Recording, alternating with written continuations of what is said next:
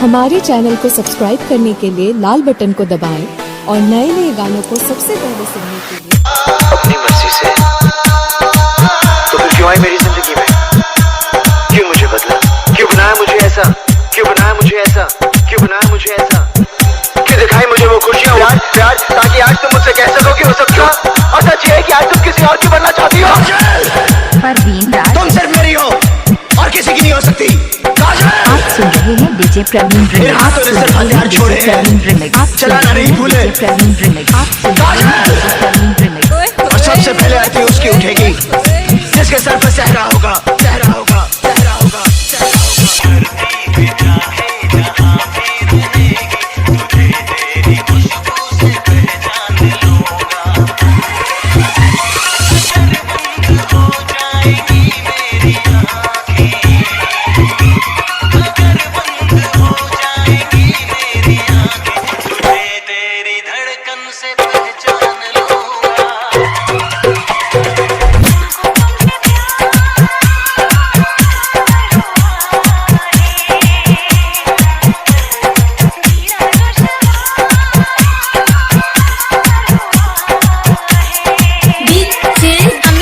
Parveen Raj, Parveen Raj, Parveen Raj.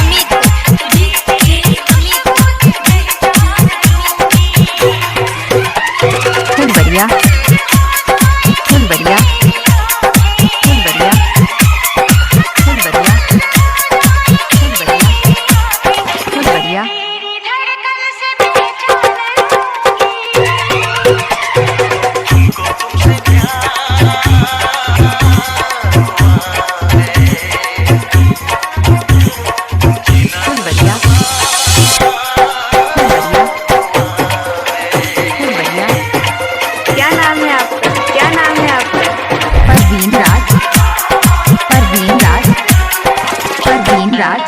Mobile number 63 838 53 340।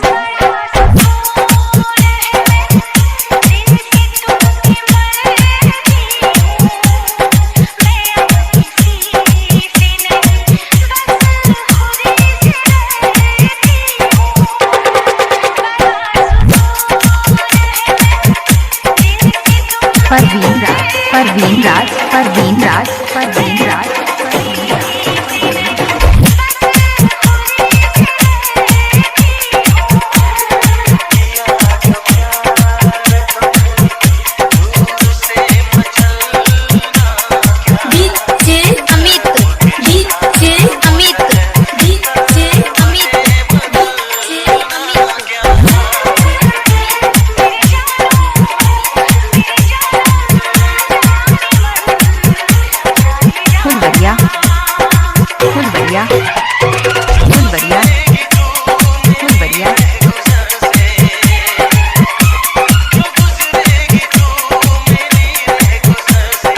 Mobile number 63 838 53 340।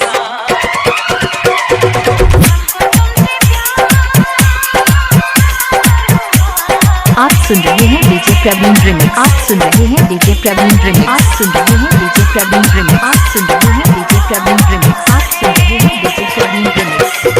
DJ Amit, DJ Amit, DJ Amit, DJ Amit. Full बढ़िया, full बढ़िया, full बढ़िया, full बढ़िया।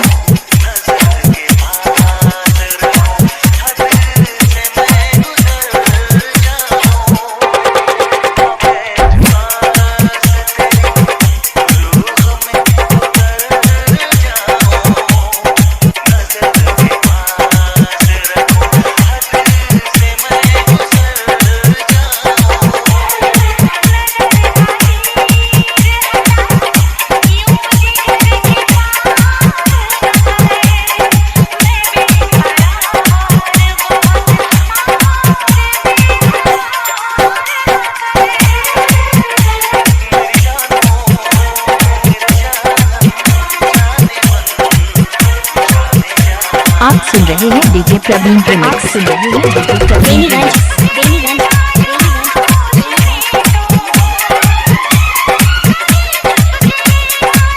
फुल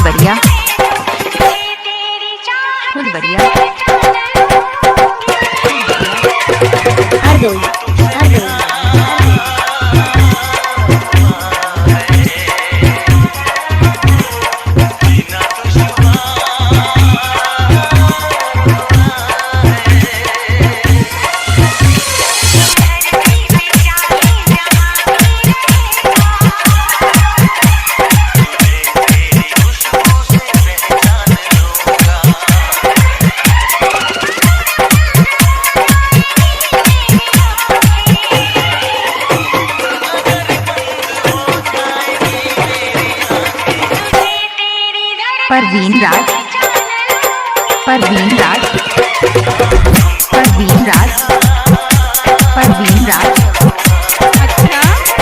DJ Amit, DJ Amit, DJ Amit. फुलवरिया, फुलवरिया, फुलवरिया, फुलवरिया।